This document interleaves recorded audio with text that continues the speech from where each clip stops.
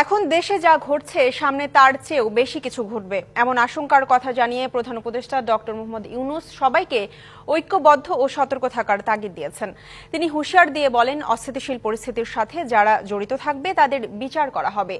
জুলাই শহীদ পরিবারের সাথে সাক্ষাৎ অনুষ্ঠানে এসব কথা বলেন ডক্টর মোহাম্মদ ইউনূস। রাষ্ট্রীয় অতিথি ভবন যমুনায় ডক্টর মোহাম্মদ ইউনূসের সঙ্গে দেখা করতে যান জুলাই গণ অভ্যুত্থানের কয়েকটি শহীদ পরিবার।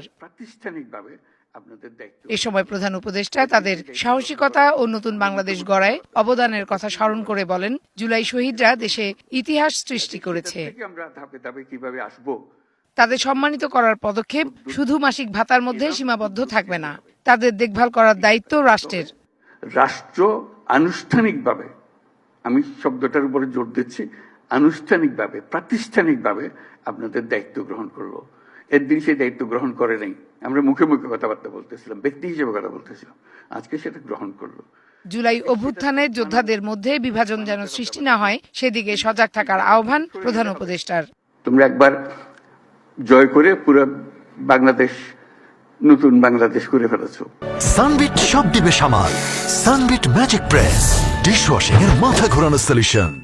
এই নতুন বাংলাদেশের ভেতরে যারা গন্ডগোলের সৃষ্টি করতে পারে তাদেরও নিশ্চিহ্ন করবো আমরা। সাম্প্রতিক সময়ে যা ঘটছে তার চেয়েও বেশি কিছু ঘটবে আগামীতে, এমন শঙ্কা প্রকাশ করে প্রধান উপদেষ্টা নতুন বাংলাদেশ গড়তে তাদের সাথে রাখার পরামর্শ দেন। আমরা যাদের অপরাধী তাদেরকে পুলিশের হাতে, আইনের হাতে সোপর্দ করব, আর যারা অপরাধী নয়, যে পুলিশের হাতে দেওয়ার মতো নাই, তাদেরকে মানুষ করব যে ভাই এই দেশ আমরা একসঙ্গে করি, যেই দেশের স্বপ্ন আমরা দেখতেছি, তোমরাই স্বপ্ন দেখে, তো এই দেশ আমার একার না, তোমারও এই দেশ। স্বৈরাচার যেমন সরকারে আছে তেমনি গ্রামেও আছে মন্তব্য করে তাদের থেকে মুক্ত হতেই তাদের জয় করার আহ্বান জানান ডক্টর মোহাম্মদ ইউনূস। তোমরা বলার সময় বলেছো যে আমাদের এখানে স্বৈরাচারী সরকারের লোক বসে আছে, আমাকে এই করছে, তারা চলে যায় নাই, শুধু সরকারকে দেখি আমি চলে গেলাম, ওই সরকারে আছে, তারা কিছু করতে পারতেছে না। তোমার গ্রামে আছে, তুমি কিছু করতে পারতেছো? কাজে তাদেরকে জয় করতে হবে, তাদেরকে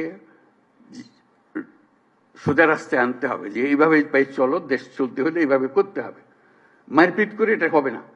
ফারহানা জুথি, ডিবিসি নিউজ, ঢাকা।